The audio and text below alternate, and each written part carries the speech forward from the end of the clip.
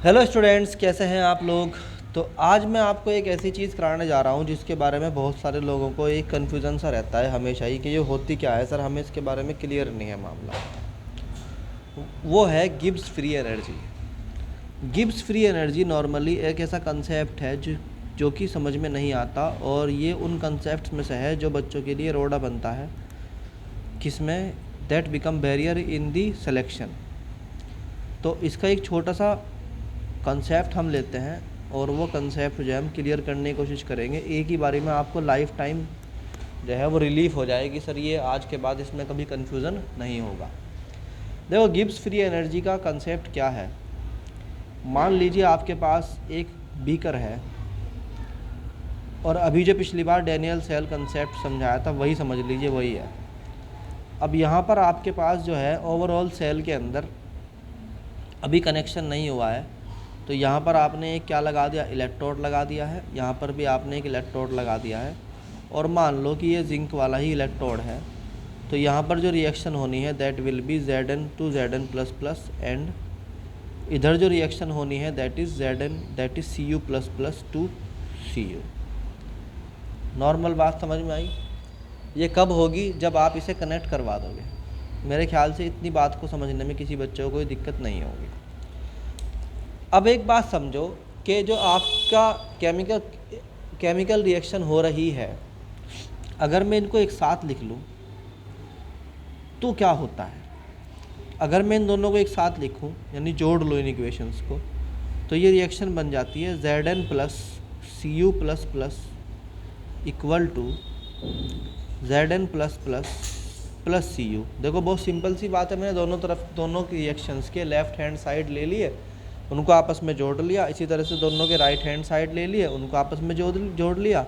अभी जो left hand side है उसमें मुझे ये मिला, मैं इसको बोल रहा हूँ कि भाई ये ना क्या है, ये रिएक्टेंट है।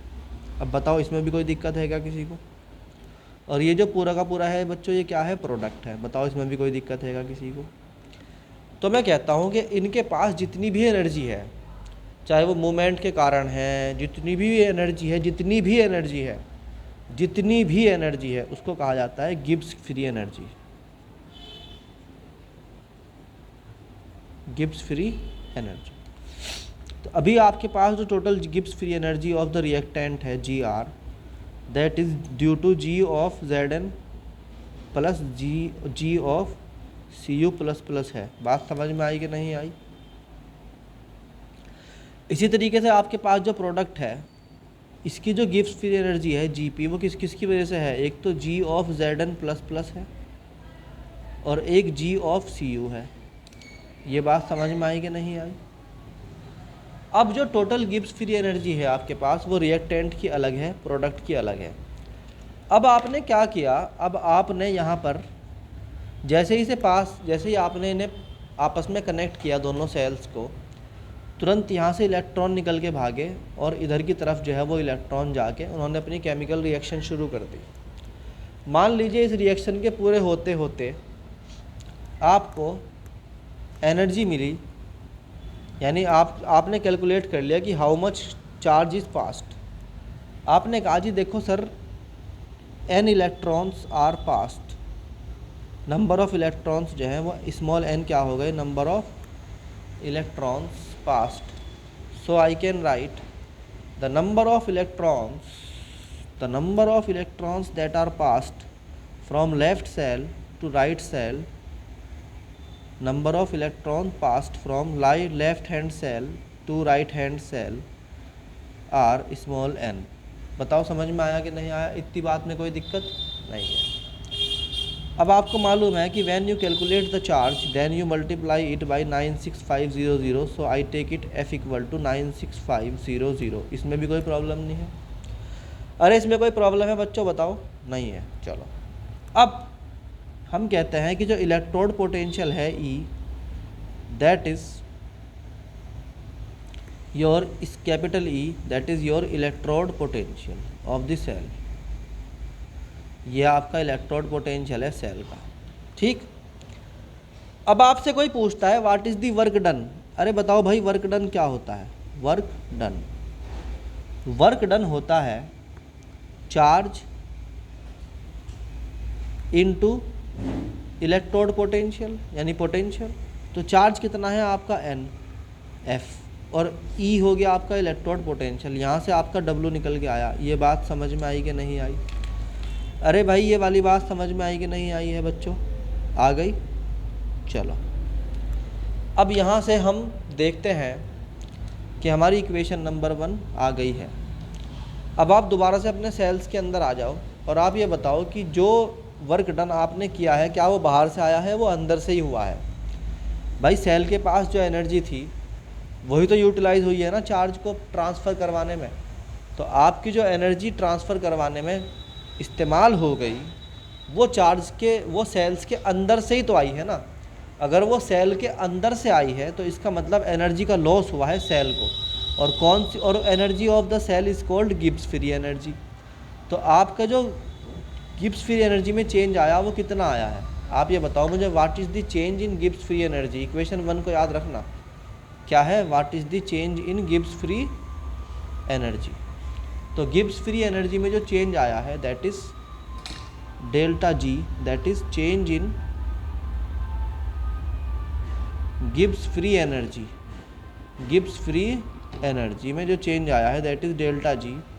और वो चेंज नहीं है, वो असल में क्या है? लॉस है। क्योंकि जब हम कोई वर्क डन करते हैं अपने अंदर से ही तो हम अपनी एनर्जी का लॉस करते हैं। ऐसे ही सेल ने बाहर से कोई वर्क नहीं करवाया है बल्कि अपने अंदर से एक वर्क कराया है। और वो इक्वल होगा किसके? Work done in flow of charge. वो जो फ्लो ऑफ चार्ज में वर्क डन हुआ है दैट इज़ डेल्टा जी। वही डेल्टा जी है। तो हम कह सकते हैं कि भाई डेल्टा जी इक्वल हो गया है आपके loss in work done. Work done कितना है? NFE। और NFE में माइनस का साइन लगा क्योंकि यहाँ पर आपका जो है क्या हुआ है? लॉस हुआ है, इसलिए लगा क्योंकि लॉस हुआ है। अब हमें समझना है कि डेल्टा जी से हमें क्या फ़ायदा होता है। डेल्टा जी की वैल्यू अगर हम निकाल लेते हैं तो हमें फ़ायदा क्या है? हमें फ़ायदा ये है कि हम डेल्टा जी से निकाल सकते हैं स्पॉन्टेनिटी ऑफ द इक्वेशन।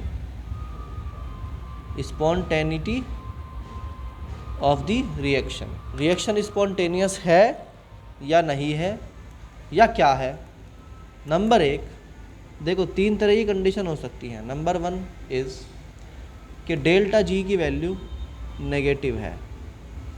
अगर डेल्टा जी की वैल्यू नेगेटिव है इसका मतलब एन भी पॉजिटिव है, एफ भी पॉजिटिव है, ई भी पॉजिटिव है। अगर ये सब पॉजिटिव हैं इसका मतलब क्या हुआ? तो डेल्टा जी तभी नेगेटिव होगी जब ये तीनों पॉजिटिव हों। इसका मतलब क्या है? कि रिएक्शन स्पॉन्टेनियस होगी। रिएक्शन स्पॉन्टेनियस होगी। समझ में आई कि नहीं आई? यानी इस रिएक्शन तुरंत होने शुरू हो जाएगी, आपको इसके लिए कुछ नहीं करना पड़ेगा, रिएक्शन एकदम स्पॉन्टेनियसली होगी।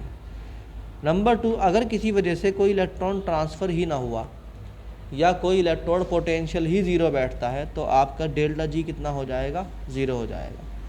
इसका मतलब होगा कि रिएक्शन जो है वो अब काहे में आ गई?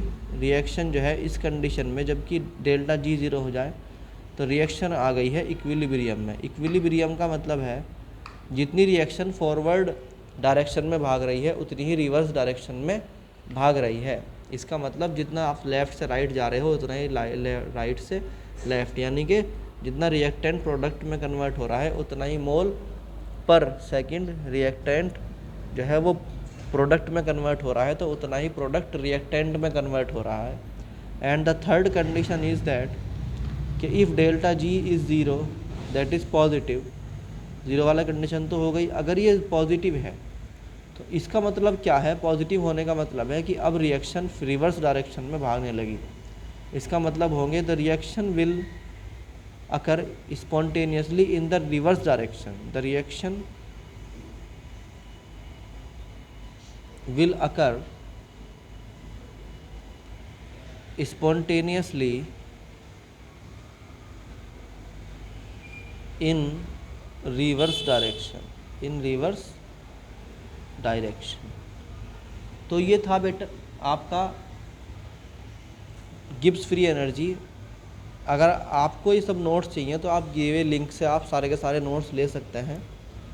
और आपको क्या करना होगा, जाके लिंक में डालना होगा कौन से नोट्स आपको चाहिए। पहली बात तो वहाँ लिंक में खुलते ही नोट्स आ जाएंगे, मगर अगर नहीं भी आ रहे तो आप लिंक में जब जाएंगे तो वहाँ से आपको क्लिक करना होगा अपने टॉपिक वाले नाम पे, और जैसे ही आप क्लिक करेंगे वहीं पर आपको ये फ़ोटो मिल जाएंगे।